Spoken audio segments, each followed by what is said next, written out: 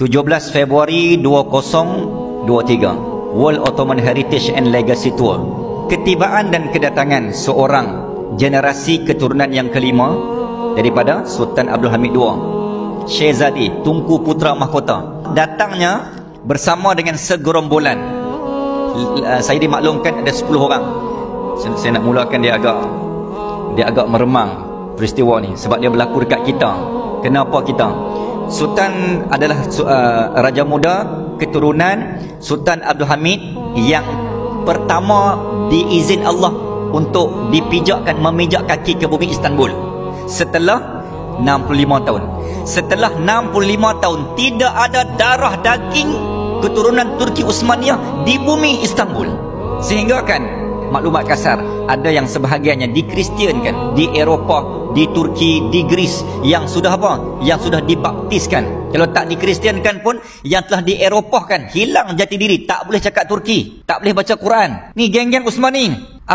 Siapakah puncanya? Walan tarda ankal yahud walan nasara. Mereka cuba menghapuskan seluruh, jangan bagi orang kenal Uthmani. Ketika orang cuba menghalang dan memagar, jangan ada manusia yang kenal Uthmani ni, jangan angkat, jangan agungkan mereka. Sehingga kan Sultan Abdul Hamid dengan Sultan Al-Fatih merupakan antara dua sultan yang paling sejarahnya dihitamkan. Dalam 37 tu, antara dua orang yang paling dipalsukan sepalsu-palsunya, sehingga kan diangkat sebagai Age of Depression, masa-masa tekanan, masa-masa serangan, masa-masa dengan penuh kezaliman, dimomok-momok dan disogok dengan negative thinking. Tekadnya hampir majoriti yang saya jumpa semua mengangkat Mustafa Kemal Atatürk sebagai bapa kemodenan Turki mengatasi khalifah-khalifah Turki Uthmaniyah. Tidak salah untuk kita mengangkat Mustafa Kemal Atatürk sebagai figura moden. Memang ada. Dia buka madrasah, dia buka sekolah, dia buka bangunan, dia buka muzium tentera, dia buka ketenteraan, itu pemodenan. Dan sentuhan kemodenan, kemajuan pembangunan negara ekonomi, ya memang ada. Tapi jangan sampai kamu menafikan, menidakkan, menutup terus cerita-cerita tentang Uthmani. Itu yang salah. Itu yang bagi saya khilaf dan dosa yang kena minta maaf balik kat Sultan-Sultan Turki Uthmaniyah. Ketika Sultan Syehzadi ni duduk kat Istanbul bersama dengan suku sekat dia lah, dan adik-beradiknya ramai duduk di Eropah. Salah seorang gurunya tuan-tuan adalah Syekh Luqman Effendi yang merupakan pemegang tersebut tarikat Naqsyabandi di United States of America yang berwarga negara Johor Bahru. Orang Johor, guru kepada Syehzadi. Dan Syekh Luqman Effendi ni dia hampir tak boleh cakap Melayu sebab dia 30 tahun duduk di Eropah. Kenapa Allah takdirkan guru kepada Syehzadi ni adalah orang Melayu, Bani Melayu, yang duduk bersama dengan dia ketika dia dibuang daripada Istanbul di Eropah? Orang Melayu sambut Uthmani. Syekh Luqman Effendi orang Melayu, tanah Melayu daripada Johor. Ketika generasi Turki Uthmaniyah dibuang, orang tak sambut, orang tak mau. Siapa sambut dia? Orang Melayu. Di mana? Di United States of America. Sebab itulah tuan-tuan, hubungan, nampak tak? Dia punya raih dan hargai bumi Melayu ni sebab tok guru dia adalah orang Melayu. Sebelum dia mai 17 Februari baru ni, dia pergi ke dua tempat. Dia dapat rasakan, ya Allah, aku ni pewaris Uthmani, yang aku nak buat apa ni untuk tok nenek moyang aku meneruskan perjuangan. Aku nak jawab apa ni kepada tok nenek moyang aku tak buat apa. Maka dia merasakan this is masa dia. Dia main satu momentum dan aura.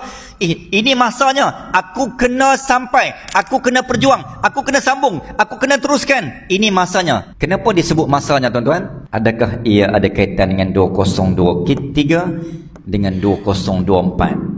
Sebab dia sebut ini masanya.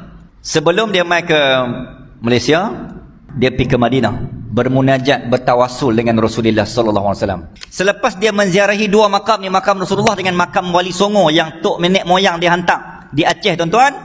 Ini kata-kata daripada Syehzadi sendiri. Dia kata apa? Satu malam dia bermimpi Allah melorongkan dia ke tanah Melayu untuk dia sampaikan sesuatu. Setelah dia rasakan inilah masanya. Apa yang dia bagi tuan-tuan? Ketika dia sampai tuan-tuan, dia pun berkongsi tentang apa perasaan, apa kejadian, apa cerita-cerita di sebalik yang umat tak tahu setelah dihalau 1909. Apa yang berlaku tuan-tuan? Ketika pertemuan yang penuh dengan sentimen, emosi dan air mata, Imam Masjid Hagia Sophia melaungkan azan yang penuh dengan sejibik dan sebiji, sama macam tuan-tuan tengok dalam paitan. Depa rombongan 10 orang ni, dia bawa 3 panji Ottoman. Daripada 3 panji bendera ni tuan-tuan, yang jata negara Paitan ataupun ibu negara Palestin Istanbul pada zaman kerajaan Turki Uthmaniyah. Setelah azan dilaungkan, Imam Masjid Hagia Sophia bangun bersama dengan Syekh Luqman Effendi. Dia menyerahkan daripada 2 panji yang berwarna hitam dan yang berwarna biru, yang melambangkan hitam itu adalah panji-panji darat dan biru adalah panji-panji daripada perairan laut, dan darat dengan laut kena harus bersatu dan bertempur. Sezadi ketika menyerahkan panji yang berwarna hitam dan juga biru tu, dia sebut satu benda yang satu dewa ni memang meremang tuan-tuan. Dia kata apa? Ketika kamu menerima watikah ataupun panji-panji Ottoman Uthmaniyah daripada Bani Turki, Bani Kayi, suku Kayi kami ni, Turkmenistan ni, kepada Bani Melayu, ketika aku serah tu, aku tengok kalian sebiji seperti potret yang nenek moyang aku bagi setelah hampir puluhan tahun yang lampau. Apa maksudnya tuan-tuan? Rupanya geng depa ni kan pakai tanjak semua kan, berbaju kita kata beridentiti dan berjati diri Melayu. Dia kata ini bukan kali pertama aku tengok kalian ni, patutlah aku dapat rasa bahawa aku kena serahkan panji ni pada kalian. Sebab apa?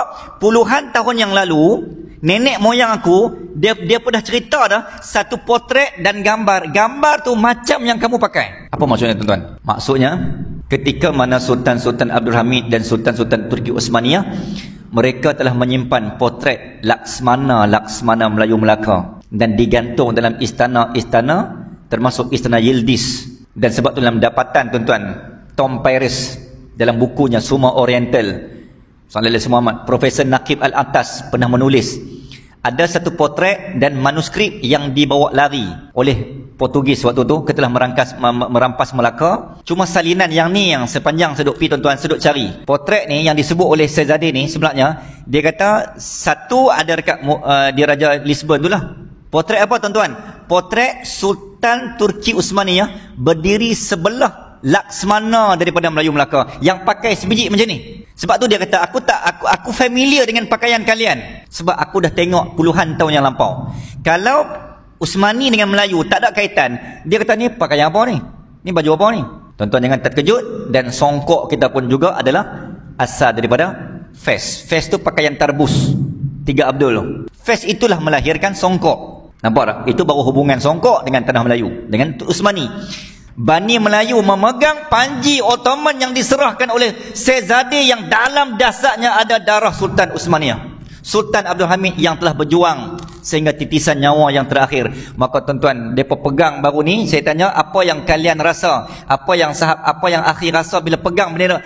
Dia pegang bendera tu tak tahu nak bagi tahu, dia punya ketebalan dan baldu dia tu sama mungkin dengan bendera-bendera Turki yang dicium oleh Sultan Abdul Hamid II dalam Paitat, dalam dokumentari Turki. Nak bagi tahu, aku bukan serah bendera saja, itu hanya simbolik, tapi aku serah pesanan tok nenek moyang aku. Kami dah tak ada apa, kami dah tak larat, kami dah tumpas, kami dah tewas. Kalian bangsa Melayu bangun, kum, nganga lagi. Kalian adalah pewaris dan penyambung yang untuk meneruskan perjuangan kami yang telah dititikkan oleh Inggeris dan Yahudi pada tanggal 1909. Kami tak ada apa.